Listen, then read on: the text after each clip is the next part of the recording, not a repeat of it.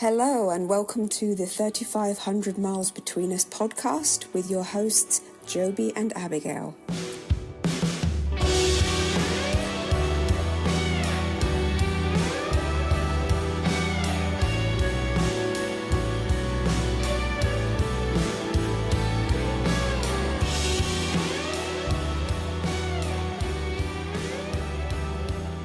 Abigail. Hello. Here we are. From the shed. From the shed.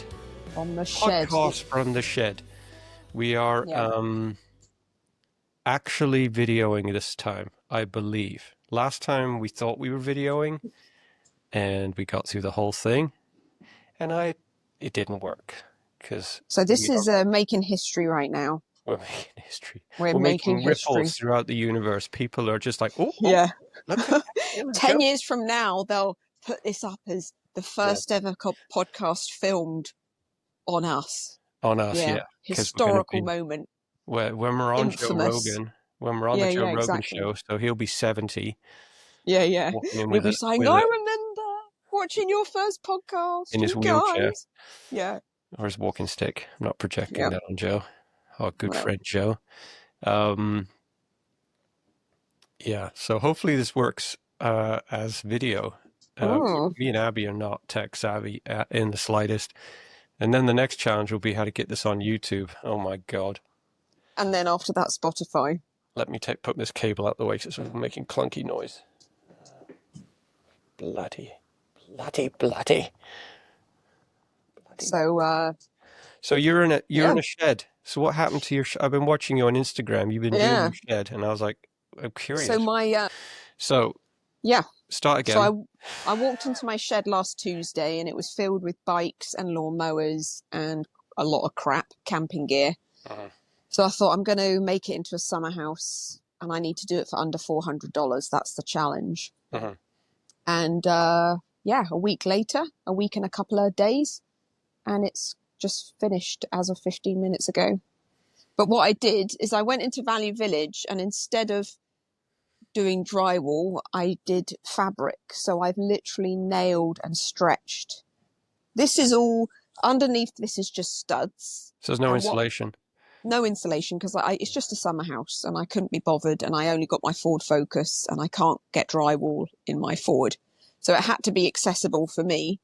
So I went into Value Village and they've got all these white quilts and blackout curtains and rolls of white fabric. And I bought everything I could find and I've basically stretched it as tight as possible on every single wall and everywhere and made a fake wall. Then on this one, I stretched lace curtain over it because it was a mashup of different white curtains and I wanted it to just be consistent. And then, this is a silk run of fabric I found in there and all these blankets. So I pretty much kitted it out from Value Village. Why don't you turn your phone around and then just do a little pano? Okay. Grand. I don't know how well this will work. So that's the bench area. I got self-adhesive, I guess this would be, countertop covering. So that's that all wall, fabric behind there? That's all fabric. Nice. So it was all just cavities like that. I'll work on the ceiling. A little rifle on the wall, like it. Yeah. And there's outside. And then the most expensive thing was $80 for the vinyl flooring. Oh, but the rest is basically like a patchwork quilt, a white patchwork quilt. All that wall is one queen size or king size bed spread. And then you bought the couch and the chair? I already had that futon so they can sleep. And I'm going to do, you've got the kind of like, I don't know what you'd call it. You use it fishing net for your fences. I'm going to stretch it so they can sleep up there. Oh, like a hammock. Create a canopy like stretched. Make sure the walls don't collapse. And that's all Mum's art and your art on the walls. That's all family art there, folks. Exactly. Our Mum's a painter. Yep. Abigail's very talented. It's a mashup, but I kept it under 250 in the end. I wonder if there's a business play where you could somehow do, like, you'd have to have low expectation, but just cheap Yeah. transformations, like, and just market the fact that you shop at thrift stores, and Yeah. you could say, like, you give me the budget, I'll give you the miracle. Yeah. Yeah. That'll That be would your be cool, slogan. actually. And Yeah. then someone could be like, like you could somehow put the wording out there that, if you have a small space but you don't have much money, Yeah. I'll rise to the challenge of being able to pull off Yeah. a small miracle, Yeah. and I'll shop at thrift stores. Like, because people, like, while you're hitting a bunch of buttons there, one, people with low budget, Mm. two, you're recycling because you're shopping at Yeah, thrift that's true. stores and Marketplace and Kijiji. Yeah. I bet you could do something and you'd have so Yeah. much fun. Oh, it has been a blast, I tell you. But you'd have to, like in a situation like yours, you are going to have mold problems in the winter, right? Oh, 100%. Like, it's going to be I mean, this covered in might not spores. last. Yeah. I mean, this might no. That's the thing. It's almost like a pop-up shop. Yeah, And yeah. what will happen in the winter is I'll empty out anything that's not the Valuable. walls, but I'll empty it out and put my lawnmower back in here and the bikes back in here over winter, and just Yeah. put tarp on the floor, and whatever makes it, makes it. Yeah, But you'd have to have a next waiver spring, signed for something like that. yeah. Don't Well, what you blame could do me. is temporary shelter. It basically, you're looking at a 12 months. Well, I can imagine I'd need to get new fabric next year because it will have mold on it, and just stretch more fabric on it again, and Yeah, I mean, I don't think certain things will last. sometimes it would be an interior home. Most of the time, it would be an interior room, right? Yeah, that's true. But Yeah. yeah, I bet you could have some fun with that. You Yeah. could just have a cool slogan and Well, what's really impacted me is the power of fabric. How impactful just tacking fabric in places that would normally look really not great. yeah, You just drape a bit of fabric and nail it. No sewing involved, just a ton of nails, yeah. and it covers a multitude of ugliness. It's really impressive. It's a nice thing about, like, when you go to a place like Mexico or that where it's hot all the year, you can do stuff like that and it will Oh, I never go, bet. like, they never have any Isn't mold that issues. wild? They Yeah. probably have termite issues. They do. Other That's why everything's problems. built out of concrete, right? Like, you go Right. around there, they don't build out of wood like we do. Right. But they just have fabric for curtains that hanging. They don't even have windows. Like, what's the point? They'll It's be just open all the time. wild. You'd feel so exposed, wouldn't you? Yeah, I guess you just grow up like that. And I mean, I'm talking in the kind of poorer areas. Boonies. You don't see Right, much right. glass on the windows. Interesting. But So yeah, someone could just literally jump in your window in the night and Yeah. assault you. yeah, totally. Perfect. They probably have bars on their windows, do they? Yeah, I think they Like do. some of them Yeah. would be barred up. Yeah, so it's been quite the project, but it's good. It's very So it's rewarding. just a place for you guys to escape to. Yeah, and you know what I realised? It's 20 feet from the house, but it's got a completely different vibe. We Mhm. came out here the other night with the kids and just spent 2 hours chatting. It's a kind of non-device type. Not that I've said anything to them, but you just feel off-grid. It's a It's neutral really zone. odd. Yeah, it's a different attitude. When you walk in here, they just want to sit and talk, and that would not happen as much in No, the same way in the home, that's because really there's cool. a lot of distractions. Mm. And the dogs are coming and going, and you've got outdoors right there. But I realised a summer house has a really unique vibe. Yeah, I remember Something growing up, very like, unique. our grandmother Boo always, ever since can remember, she always had a summer house. And the most important part when she was moving, where's the summer house going to Yeah, go? And with the boy, view. did she use it. Like, first Yeah. thing in the morning, Bible study Yeah, for herself. sherry at 4. Yeah. She'd have her sherry. And remember the Afternoon view tea. at Cana Penvose? It, like, looked out over Amazing. the hill, and they spent a lot of time in there. In the evening would Yeah. be like, Grampy would be in there with whiskey, and we'd have, like, family times. I wonder if you could Yeah. bring that into Canada lifestyle, like, kind of market yourself as, like, kind of anti-tech. Mm. You missing connection with your family. We found that these spaces away Yeah. from your home, as a very simple structure, can be Yeah. a really nice blah blah blah, Yeah. kind of like a little I treehouse. I'm really blown away by the power of a summer house and Yeah. just the total shift in mentality. So I'll come out here doing stuff and the kids all start following. They all want to be here. They've started to do homework out here because it's quiet. Yeah. And I've just got power here just from an extension cord. And this is where they want to do homework. And it's just a very unique vibe. And similar to when you go in a trailer, I suppose. A trailer has its own unique feeling when you're in one. Well, I think what I can tell by your shed is that you're closer to nature, and I don't think your kids actually understand why they like being out there. But Mm, it's down on the ground. mm, It has lots of windows, lots of natural light, and it's like I think that sometimes we're drawn to things and we don't understand why. Like, why am I drawn to this area? And it's probably mm. because it's closer to nature. You feel grounded.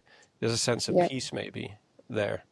You know, it reminds me when we were growing up and we had a little hut on a beach, Crackington, and the TARDIS is what we called this. It was basically train carriages, something of that No, it was nature, wasn't it? It was two. Oh, okay, horse Well, they boxes. were for workers in the old days. They had when workers would work on the road, they would bring these things. They looked like horse boxes, Oh, and they would sleep in there and stuff while they were, overnight yeah. while they were working away from home. So this has the same atmosphere that those horse boxes had. And you know, when you would go to sleep with the door open, just looking at the trees across the valley, that incredible view Yeah, of the valley, and you could fall asleep just with the door wide open. And I think you're right, nature's right there, and there's no separation, yeah. and it's just special. I I don't know if remember. is this a non-Canadian thing? Do you think summer houses are a thing Well, here or people have not? cottages here, which we didn't have Right. growing up. I think Yeah. like I remember the first time it was Kyle Fellman Yeah. in Toronto. He's like, let's go to the cottage. I didn't know And I was, what that was. yeah. And then we drove up to Muskoka's in Ontario, and there was this cottage. And then I looked around this lake, and there was all these cottages. I'm Yeah. like, what the hell is this? I think there's a I lot know. more. Well, they were a wealthy family, but I think a lot, even middle class families could. And I think that Yeah. this inherited because my first marriage was at Allison's cottage, Right. Yeah, that beautiful was cottage. stunning. And it was like a Absolutely log house, stunning. but they spent the whole summers there, and everyone conglomerated there. And it's a pretty Amazing. Canadian thing. But in England, I think because the island is so small, we don't have room for it. But And that um, you'd have to be incredibly wealthy in England to have a second home, to well, I have a think cottage. doctors and lawyers have cottages in Cornwall, right? Who work in Right. London. Yeah. Um, But in Canada it's attainable, and particularly when we moved here. So I was 15 when I went to the Fellman cottage, and that to me made such an impression because I thought Canadian life is incredible. Like, what is this? They had a little speedboat, they were tubing, we were yeah, jumping off bridges, yeah, and it was coming from England where none of that was going on. You just didn't have exposure to that. yeah. This was just a dream. And I think that was the moment where I thought, I want my life to be in Canada. Like, it felt like a fantasy. Yeah. And I think Canada is at its best offers that. If you want to live a proper the Canadian dream is the cottage on the lake. Yeah. I mean, yeah. Which you had with Gambia. It was Yeah, kind of I similar. guess that was our first, that was our first home away from home. Yeah. Pretty Yeah. magical, like something special about it. Oh, yeah. I mean, Gambia, so we bought in British Columbia, there's like tons of islands, right? All around. It's kind of like looking at like an aerial view of maybe Philippines. Philippines has Right. thousands of islands, but we have Yeah. a lot. And I had made friends with a client who had a cottage there. So we went there. He invited us over, and it felt like going back in time. Like there was no police, there was no rules. You could rip around the island on dirt bikes and flip flops and shorts. And I think Nice. the police came once a year, and everyone would get a Facebook message like "Put your car away," because no one insured their vehicles. Well, Cops are here, and they would drive around and give tickets, and then they would leave, and that would be the yearly visit from the police. well, And so I fell in love with it. And during COVID, when we had to sell our place in Halifax, right. my friend told me, "Hey, they're selling 1 acre lots here for 150,000." something like that. Yeah. And so it was like pouring rain, rainy season. We went walking around all these lots, and Tara and I found this plot of just forest. Mm. Um, and we fell in love with it, and we bought it. Mm. And then it was like a beautiful outlet during COVID for me to be able to, I felled all the trees, Mm. bought a sawmill, milled up all the wood, built, terraformed. I borrowed an excavator from a guy, terraformed all the land, which was so fun, like just being able to do it Yeah. myself and not hire someone. And then I rebuilt a 1970s trailer in my front yard in Vancouver and put another floor on the top and then towed that out there. And that was our cabin. And it was Oh. completely off grid. So composting toilet, solar power for power. And the kids, we just loved it there because phones don't work Mm. really. Yeah. And it was, it was just fantastic. So we sold it because we Yeah. moved to this farm and we just didn't need it. But yeah, it was a great spot. And Do yeah, you feel outdoor sad kitchen. at that loss? Because how long did you own it for in the end? Not very long. I think we owned it for about 2 years, maybe three. No, when we moved to the farm here, I quickly realized that the problem is when you have a rural piece of land and you're not there all the time and a storm comes, you're Mm. constantly worried about trees falling down and stuff goes wrong Mm. all the time. Right. And if you're not there consistently, then the mice find their way in and all of this Right. stuff. If anyone's interested, you can check out my YouTube channel, and it has the whole process documented there. It's called Chasing the Good Life, and yeah, and it actually has a bunch of the island adventures here too. Mm. But yeah, we were just like, it's too stressful for me because it's a luxury to have that, and it would have Mm. taken a whole day to get there instead of half an hour. Right. So if anything had gone wrong, it would have been a full day of travel. Plus, it's boat access only, so you got to go to Vancouver, you got to keep your boat in Vancouver, you got to put the boat in the water, drive over there, Jeez. A and marathon. So yeah, you didn't feel, I mean, you must have felt sad, but it felt right. I'm the way I'm wired. I'm very like is it pragmatic or practical? Yeah.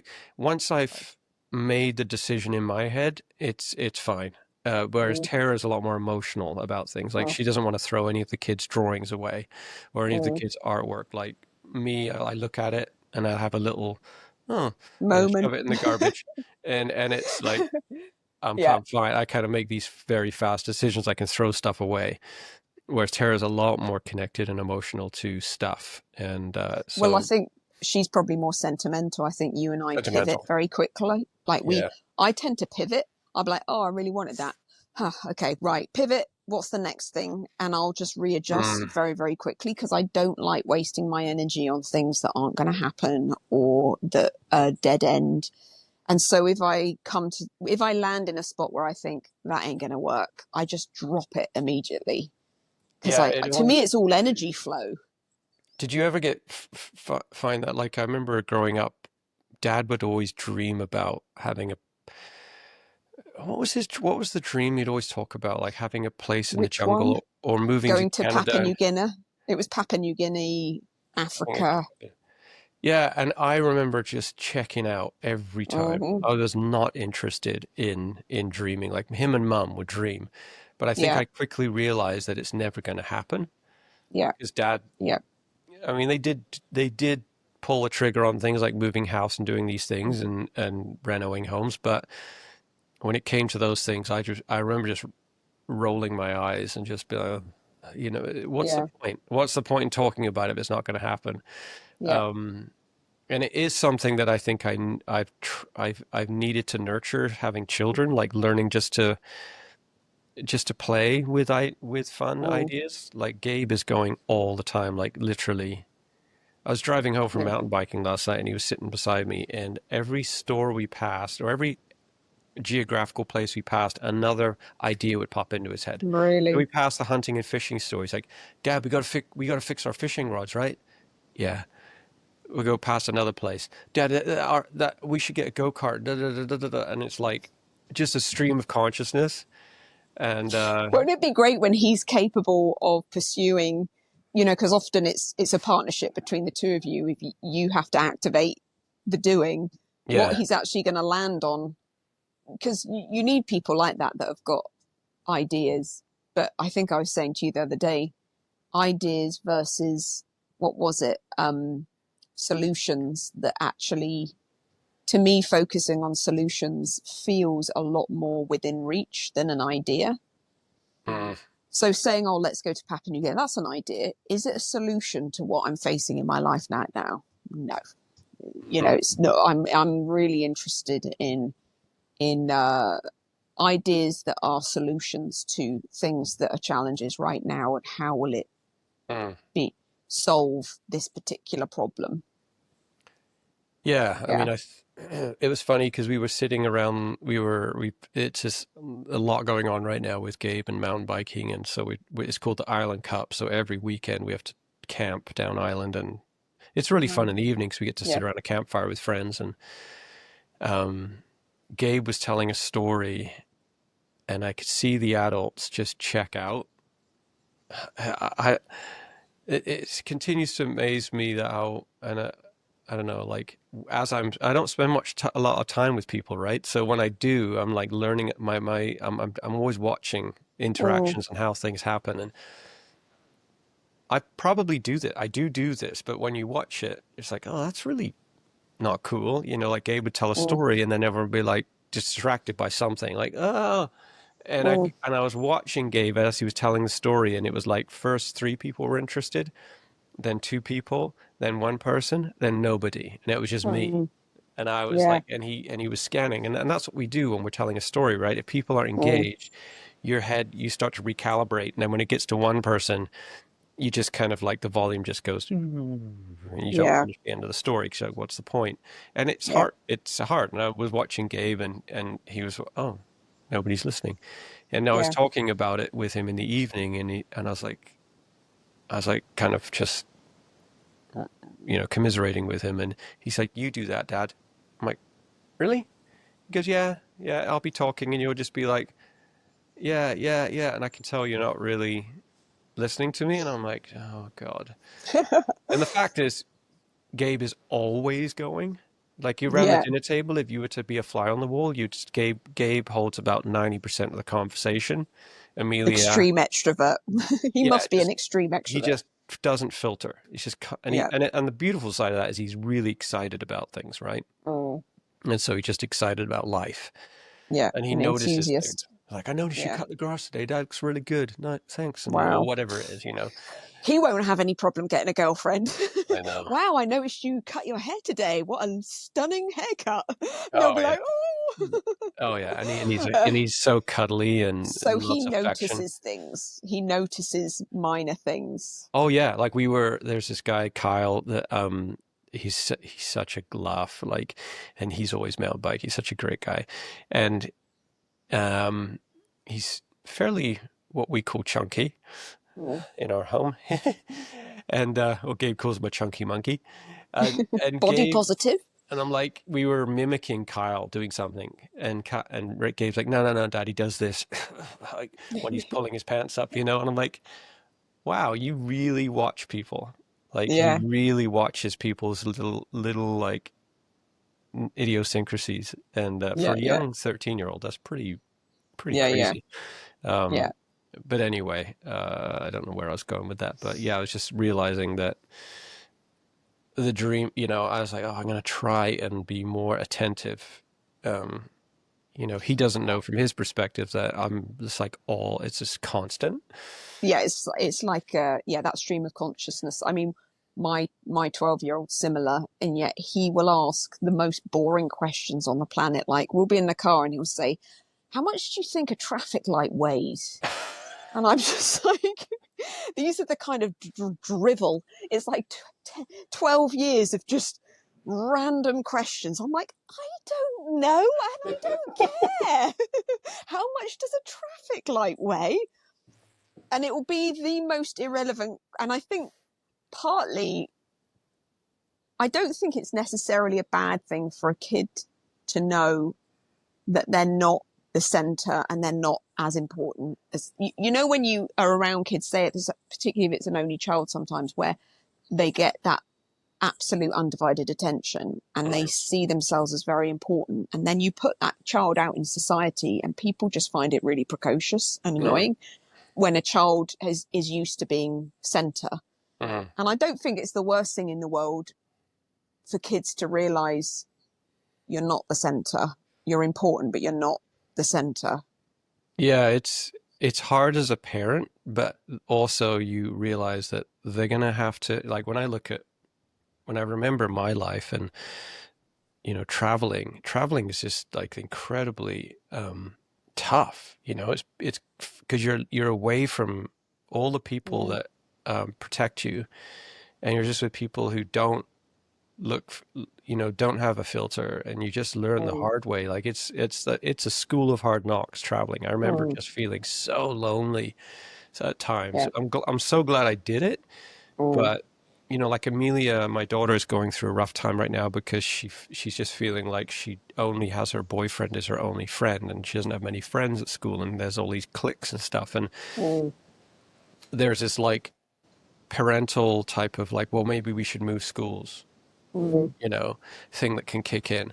But there's no, the people have to learn at some point that life is just like that. Like we have that as adults, right? Like, holy crap, through COVID, we lost our friendships, and so it never ends. And yeah, it's like learning as a parent not to solve all the problems. Like let them graze their knee and find a band-aid and find the answer themselves, which is very hard for a parent to do. Like, I'm a fixer. I just want to fix everything. And you're not doing your child any favors by solving all of their problems, and you know, you can't shield them from life. The life is just going to come in and flood in at I some think time people or do another. though. You know, I think people do. They constantly are like pivoting for their kid to give it them the best possible experience. But it's like, where's your bar of best? Like, best to someone like Jordan Peterson is like prepare them for the ugly truth as soon as possible. The Best to snakes. a pamper helicopter parent is like protect, you know, keep them out with the fairies for as long as possible.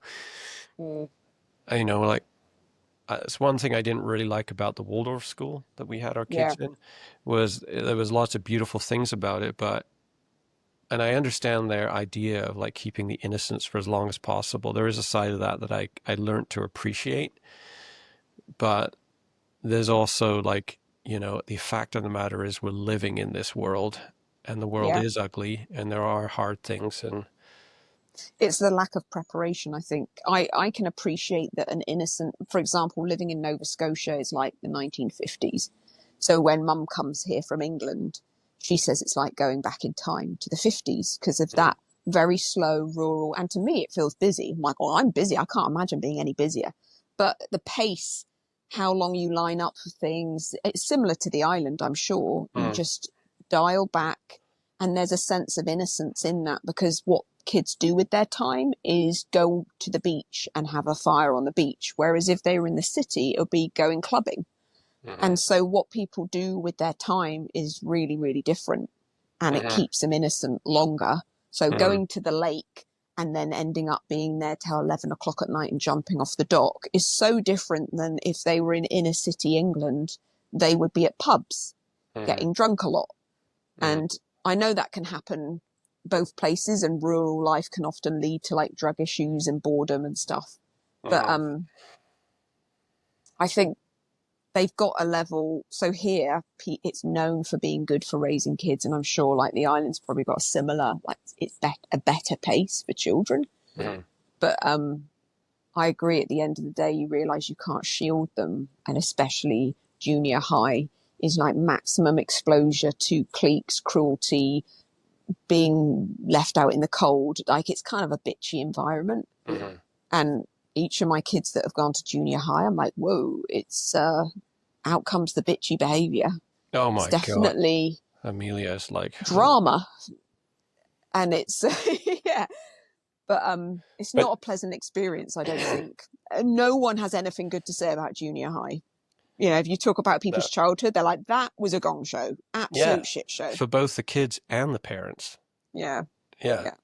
But, It's just not fun. it is encouraging when I look at Jasmine, my older daughter, who's 22, and she's just brain development. You can't underrate how important that is. Like, starting to like not be so irrational and starting to say nice things, Yeah. Feels like out of a teenage kid, there's not much nice that comes out sometimes. It's just like and then they get older and they start to think, start to see the things that people do and actually notice it. And, Well, they are entirely self-absorbed, aren't they?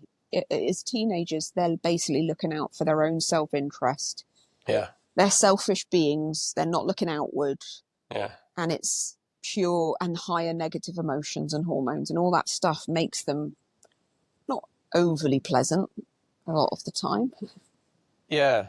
Yeah. I mean, Jasmine, the other day, I was like, oh, because we're closing up one of our offices in our office in Vancouver, and that's where she cleans, and she makes $100 a clean, and it supplements her income. And I said, well, that's going to stop, unfortunately. She goes, what else can I do? I was like, well, you could run our social media. And she's like, I don't like looking at my phone. I'm like, wow. What? She's like, yeah, I mean, I look at it for the odd Instagram post and that, but it just makes me feel crazy. And I was like, wow, it's almost like, and we talked about it in a rational way. It was like, oh, it's almost like you've eaten too much chocolate. She's gone so far into it and realized it's all the same. It's all the same shit.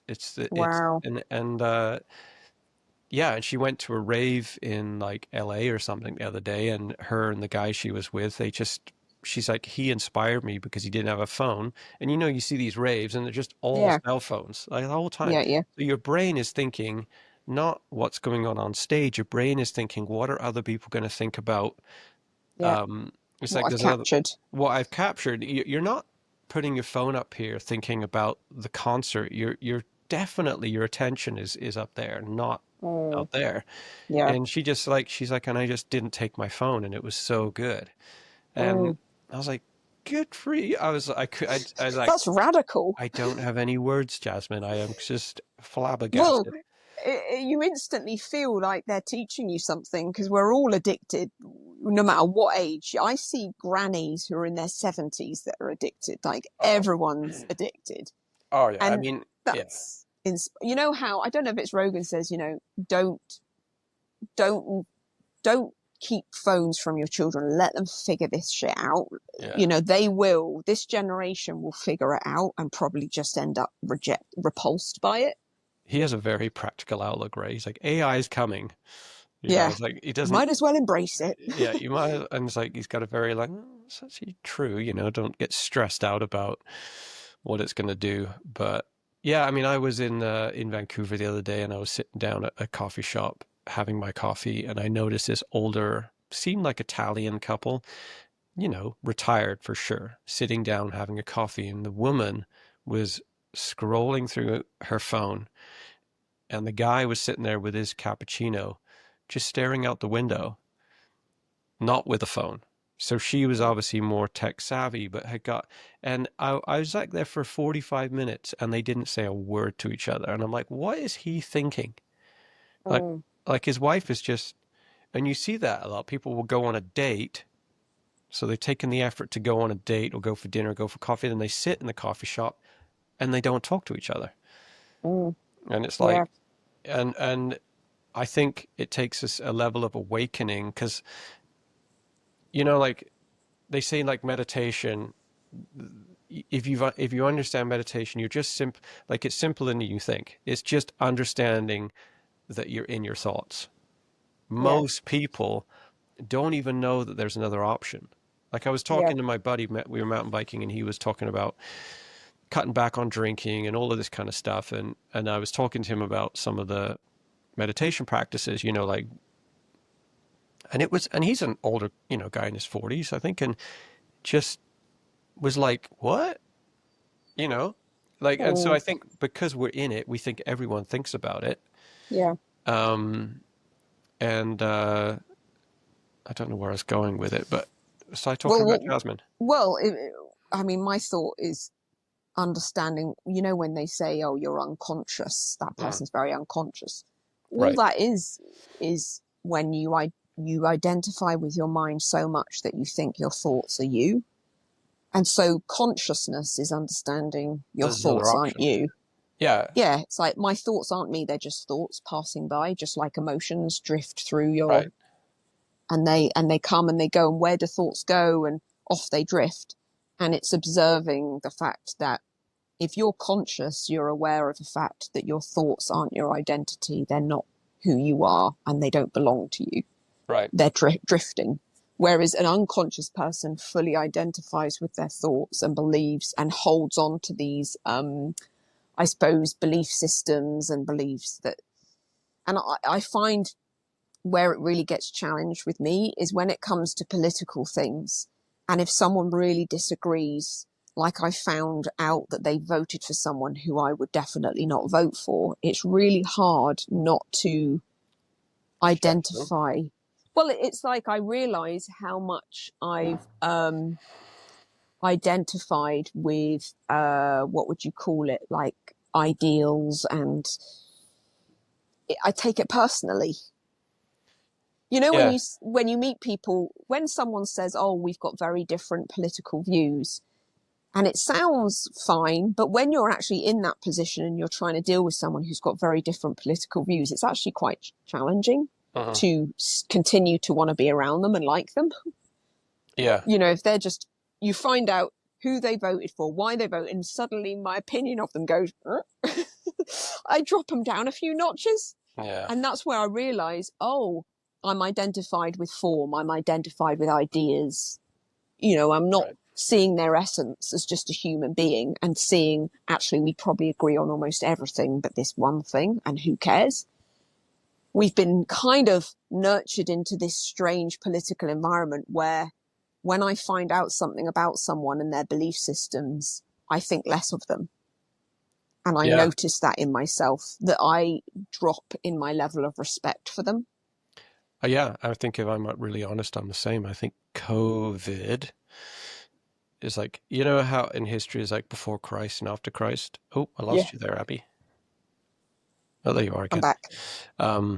It's going to be another BC, right? Before BC, before COVID, Yeah, COVID. that's true. Same acronym. I think the same thing. Like it's like in my inner circle, which are not so inner anymore. It's like these different circles, right, of your friends, and it's like you used to be here, and in my head now you've moved to here. My level of attention and empathy and care for you has dropped, and that's sad to say, but I think it's good to be honest with what we're feeling. Yeah, it's and now we move to the Canadian election that's just happened. And I was just like so fucking disappointed in people. Yeah. Like the reason I was looking, I watched this guy called Moose on the Loose. Yeah, I saw it too. Pretty good, isn't it? Yeah. He just gives a very good practical breakdown. I mean, he's definitely more right leaning, but it's not too emotional. And I like the way he connects the dots with Mark Carney's connections to all of these private companies, and he's got this little like family tree happening. Yeah, clever. Anyway, so the people that voted Liberal were mostly over 60 and under 20 or under whatever the voting age is, like in that younger group. So it's the people that, you know, the middle demographic, which would be you and I, the taxpayers, the people who are in the workforce, are watching podcasts, getting educated. Like a lot of because in Canada, if you're not in Canada and you're listening to this, the Conservatives were winning by a landslide. Like it was like in the can, like we had it, and everyone was almost celebrating before it happened. And we haven't had a Conservative government in a long, long time. And during Justin Trudeau's reign, I think the people that voted for him ended up wanting him out. Like it was just an absolute disaster. And all of us who were hoping for a Conservative government, and really, if you look into the Conservative values, they are old school liberal values. Like everything's flipped on its back. And you know, so we were just waiting. I remember talking how many years we got of Trudeau. Okay, 2 more years. Yeah. Okay, I think And we now can we've do it. basically got 1 more Trudeau on year. steroids. I think we can do it. Okay, the Yeah. election's coming up, and it looks like the Conservatives are definitely going to win. Like he was just polling so high, and then Trump goes and says Canada should be the 51st state. It like didn't. Maybe they planned this in a back room, but who knows? And then he said, and then he brought in these tariffs, and then our conservative leader didn't focus too much on it. I think he focused on the original talking points of his candidacy, which Campaign. was like, lower taxes, get people into homes, cut the taxes, and let's make Canada wealthy. And people, the media in Canada, which is the CBC, which is fully funded by the Liberal government, wasn't airing much of his stuff. And as soon as Trudeau handed over the reins to this guy called Mark Carney, who's never been elected, who was just talking in Trudeau's ear for his whole presidency, he's the one that actually encouraged Trudeau, so I hear, to enforce the Emergencies Act with the truckers. Wow. So he comes in and has this really aggressive, like, let's elbows out was his thing. Like, screw America. Like, we're never going to be the 51st state. And all of his campaign, which was very short, it was only a couple months or a month that he was actually running. He was really pandering to this aggression towards America, whereas Pierre Poilievre was not. He was like kind of dipped in and out of it, but mostly was sticking to the root, right? And so the Canadian media, mainstream media, twisted that as though saying that Poilievre is like Trump Jr. And that he's just another kind of MAGA type, make Canada great. It also twisted his conversation about women's rights and abortion and said he's anti-abortion. So he's this hard right-wing nutcase. We don't want Trump empowering Canada, so this is where it starts to like degrade my view of people, because it's like a lot of the voting swung in a matter of a month, it felt like, to all of a sudden this character Mark Carney is polling higher than Conservatives, and we were all like, oh my god, the game has just changed.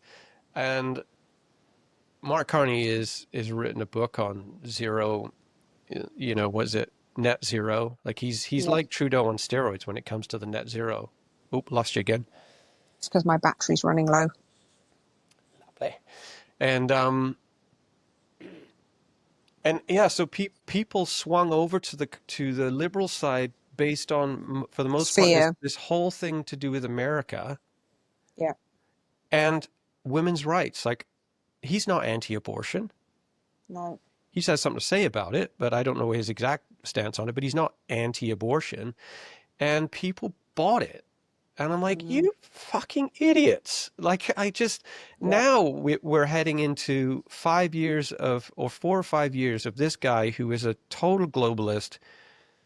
Not interested in the welfare of Canadians. Yeah, and interesting... And any wealth that we might... He will be stripped of wealth.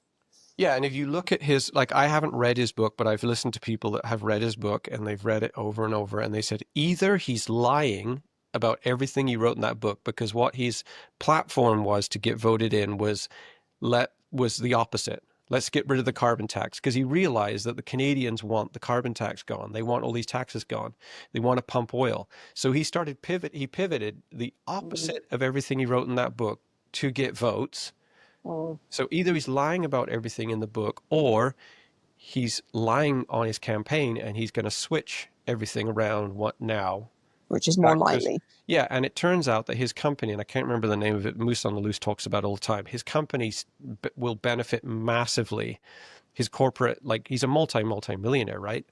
Will benefit massively from the, net zero stuff.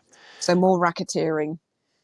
Because someone said the other day that they voted for him because they were so terrified that Pierre was going to be a mini Trump. And you're like a bait. I've got no respect for. I'm like, I got no words. Like you're. Well, what's ironic is that then I watched that clip of Trump and Carney meeting. And they're like And buddies. I mean, if that had been Pierre, there would have been uproar that these guys are so chummy. If I had voted for Carney thinking that this guy hates Trump, well, that footage of them together would defy any hatred. They looked like they were pals. Yeah, it was like people said, you know, like because they tapped each other on the shoulders, like only friends do that. Like, Yeah, and they're familiar with each and other. Trump let it slip because he said, Mark and I have talked quite a lot about this, and it's something you could miss easily, but it's like, oh, so you have a prior relationship. And can you imagine how disappointing it would be that if your only reason for voting for him would be because of his hatred of Trump, only to find out that he's got a great relationship with Trump, and that you've been lured into voting about something that's just false. Blind. I mean, and even the way he was talking, it's like, I admire you with the stance that the way you're running your presidency. It's like, I don't care about that, but it's like the fact that you had a platform of like elbows out, we're going to tell Trump who's boss. Yeah. And then and when now you you're were just brown nosing him. complete pussy. Yeah. And I'm so disappointed in this, in Canadians. People's choice, yeah. Not as a whole. I mean, you know, Albertans were all blue. Yeah. But yeah, now we're into it, right? And it's hard a tragedy, to really. people that voted, because I think I was thinking about this last night, and if I was talking to someone and they were bringing up those talking points, to me it's like, if you take yourself out of listening to CBC or any mainstream Canadian media, that for sure has influenced most people, I think. Because if you were listening to like podcasts and different stuff like that, you would not, but you've bought this, I mean, it's laughable. Like, you bought some what it represents to crazy me story. is the fact that it's still no different than the village on market day, where you hear a rumor in a farming rural community where the gossip goes around. Oh, have you heard Poilievre's anti-abortion? Now, I didn't know that. Oh dear, then I definitely won't. Okay, a Really. friend of mine heard someone say that, so she decided to go to Pierre Poilievre's website and look all about his policies and what he stands for. And she said there is nothing on his website that would suggest that he's anti-abortion or anti-women's rights. But the gossip, people are not going, let me check his website research and read hundreds and hundreds of let's look at his interviews.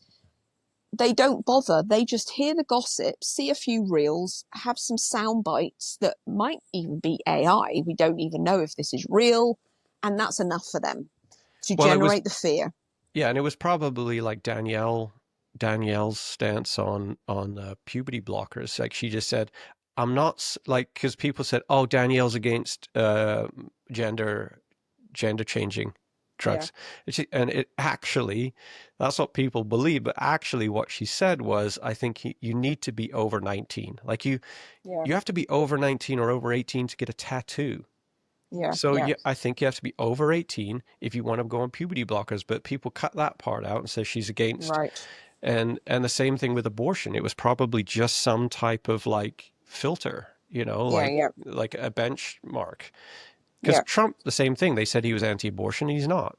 Yeah, I know. He just wanted there to be But people still do. They'll still say, "Oh, as a woman, I would be afraid to live in America right now as a woman," and yet he's never been convicted of anything, and he's the most investigated man in history. Literally, the most investigated man in history. And they're desperate to get him in jail, and they can't find anything on this guy, which is incredible. They could probably find more on me than they did Trump, and he's done a lot, and yet they couldn't find anything on him. And you just think it's all hearsay, and that kind of Chinese whisper on market day at the farmer's market, where you hear gossip, but unless you go to the source, and people don't put in the time, they haven't got the time. It's propaganda, right? I mean, it's pure. Yeah, it's just incredible how powerful that still is to this day, when people have the information at their fingertips. You could do a 20-minute search on the internet and figure out, is this what he said or is it not what he said? And People still, don't bother. and still, if you believe anything that's outside of the mainstream narrative, you're a conspiracy theorist, which you are. There's Yeah. a conspiracy, and I have a theory about it, and you Yeah. shouldn't be ashamed of being a conspiracy theorist. You're actually a thinker. Yeah. Someone that's thinking. I mean, when like the weapons of mass destruction. Yeah. You Yeah. know, now we know, but back then, all the people that were downtown, like with big banners saying this war is not right, were like Yeah. kooks, Yeah. right? Yeah. And now they've proven right. And the same with Twin Towers. I don't know the truth about that, but you know, it's man, it's and these guys know full well how fickle people are and how they will pick up this scent Mm. of these ludicrous stories, Yeah. and they throw the baby out with the bathwater. And now, I mean, we've got this guy who's not going to be good for us at all. And now they're trying to really slander Polyev and kick him out like of his seat. And Amazing.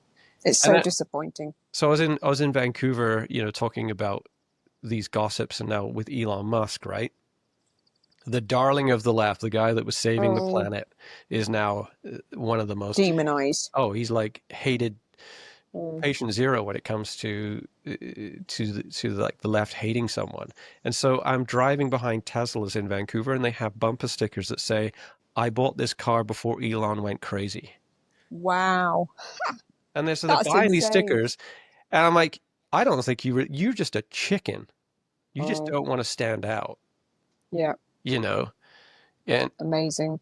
so yeah, it's like this virtuous thing I've again. seen ones where it's a Tesla, but they've got a huge sticker on the back that says Toyota.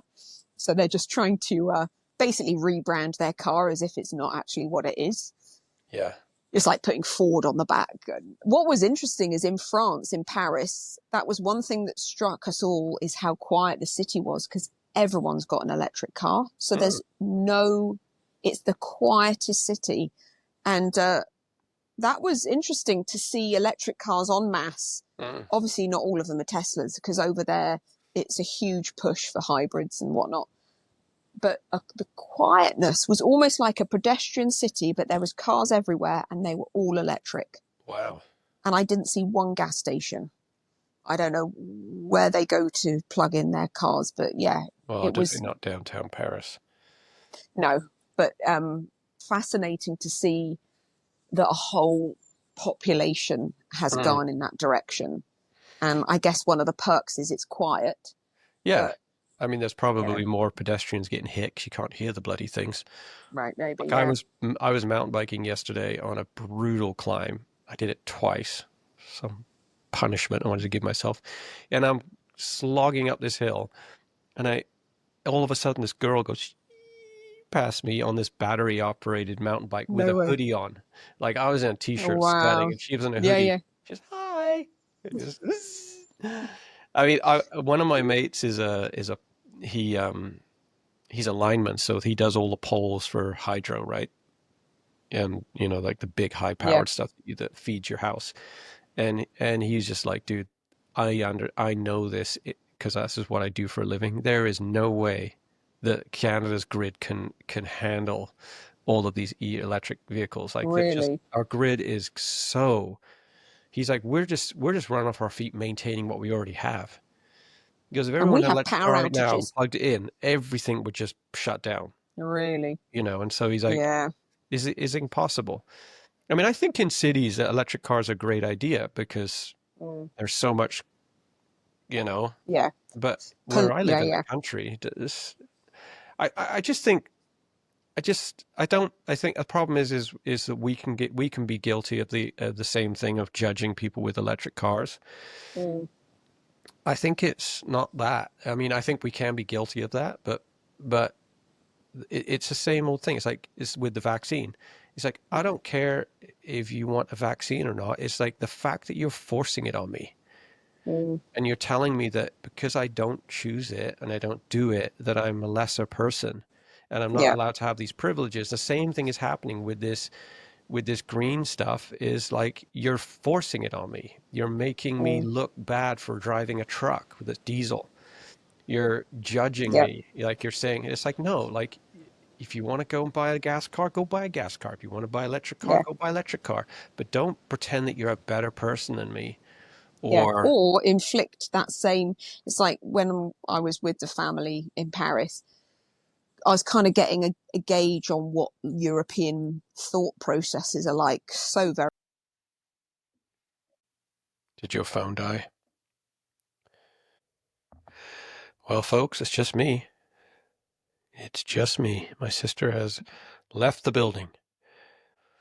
Well, if she doesn't come back, I'm gonna put my glasses on so I can see myself. No, let's do that. If she doesn't come back, I'm sorry. We are navigating our way through this, and we will see where it goes. It's been a lot of fun doing this podcast with Abby. We have these conversations all the time anyway. We use this app. It's called I'll show you what the app is. If you don't have this app, it's a great app. Well, it's Voxer. Yeah. It looks like that. So we have all these different chats. It's a walkie-talkie app. I use it with my company. Abigail and I have used it. I use it with my mom in England, my wife. Never use text, just touch a button, talk, and it's, kind of like WhatsApp, but better. And yeah, we've had these conversations anyway, and we thought, why not record them? And yeah, I mean, we had no agenda for today's conversation. It just kind of went where it went. And, time will tell where the direction of this podcast goes. I think I feel compelled to not quit and just keep on going because it's a nice chance for me and her to connect anyway. But I think it would be really nice if the podcast got some traction. So please do share it with your friends. I think that art, because I used to be a touring artist, like musician, different forms of art throughout my life. And Abigail's an amazing artist too. Most of the art in my house is by her. And I think there's this kind of funny dance that people say, well, you're just doing it to get famous. And no, like an artist builds art to get people's pleasure. Like the pleasure I get as an artist is other people love it, like being moved by the art we create. So when I was in music, there's no money in music unless you're really doing well. What there is this beautiful connection with the crowd, and some people saying, "Oh, that song really moved me," and that to me was like someone giving me $1,000. It felt great, and I think that any famous artist got the most pleasure from maybe being a fly on the wall, watching people look at their art and studying it and being moved by it. That is the payoff. And so we're really servants of the people. Comedy is like that. No one's going to do comedy to a crowd of none. You need the crowd. Like the crowd is the other participant in the art form. And I think that what we're doing with with music or with painting and all of that, if there was no one to look at your painting, I wonder whether anyone would actually paint just for themselves. I mean, there is an argument to be said that you can get you're maybe giving it to the universe, like a bird or a flower or a tree grows in the most beautiful way and no one notices it but the creator. And that's maybe what they're doing it for. So I do see that side of things, but we are on this planet with other human beings, and these things are very real. And the waters can get muddied a bit because people are like, oh, you're only doing this to be famous. You're only doing such and such to gain notoriety. And I think that there's a bad driver there, which can be like, I only want it. Like, I don't think fame, for all the trappings of fame, is a worthwhile goal to do anything. Like when I was into music, it wasn't about being famous. I wanted to make a living doing what gave me the most pleasure in life, which was performing and writing music. And I think that was a worthy goal. And we didn't make that goal. But the art I've created, I'm still proud of, and people still listen to it. It's on Spotify or on iTunes if you're interested. And when I with this podcast, it would be really. I mean, I think we've had one comment, and someone left a comment saying, "Hey, or a couple comments, and it's really encouraging. It's like this two-way street. So yeah, we are having conversations with each other, and that's really enjoyable, but it also would be even more enjoyable if it felt like we were part of someone else's life. Do you know what I mean? Like, hey, I listen to you every morning or once a week, and it really is one of my favorite things when I'm driving. I mean, that would just feel so great as the artist to know that you're edifying someone or you're making their day better. And so, yeah, it's going to be a challenge to figure out how to get this podcast give it traction, because there's thousands and thousands of podcasts that are all vying for the top spot. I don't want the top spot, and I don't think that will ever happen, but it would be nice to get some traction. And we'll see where that goes. But yeah, so I think that I'll just check in with my sister here. I think her phone has done a big collapse. Here she is. My phone just completely died. I'm wondering what to do. I could charge it for a bit and then get back out there if you want to finish up. But I'll have to do the school run and let it charge. Where are you at time-wise? Because we could probably just do another 10 minutes and wrap if that works for you. Hey, Abs. Yeah, I'm just talking to the screen. So yeah, it's going to take a while for your phone to charge. You can log on right back now if you want. Or I could just yap away and close it up. Yeah. So if you're watching this, if you're listening, we value you and we're super grateful. And I think it would be fabo if you find our conversations interesting. We do want to interview people eventually. And yeah, the problem is I can't put earphones in and charge at the same time. So I'd have to wait a little bit before it's got enough juice. So you could just wrap up if you want, if that's easier. Roger that. We will wrap up. I will wrap up. So Abigail's logging off. What was I saying? My thoughts are all over the map. Share this with friends. I think that's what I would say. Yes. Oh yeah, interview people. Yeah, we do. We do have people, and I've got my feelers out, and there's people I do want to talk to about totally different subjects, all different things. But it really is at this point a technical challenge. Like, how do I, like, this software allows me to talk into my computer screen, but how do I film when someone else in the same room? So you need a third camera. And learning how to edit that, and that becomes quite an issue. And then I need 2 microphones, which costs money. And so, yeah, those logistics are really the only thing that's stopping me from doing podcasts with other folks. But that will come, and one step at a time. So anyway, I'm going to leave it there. I'm going to ramble and ramble, and thank you guys for checking in. I know this has been a real rambly podcast. We've talked about some life stuff. We talked about some politics stuff. And yeah, so we'll see you next time. Thanks for being here. Now I got to put my glasses on to see what button to press. Wonky, do you like that? Ciao for now.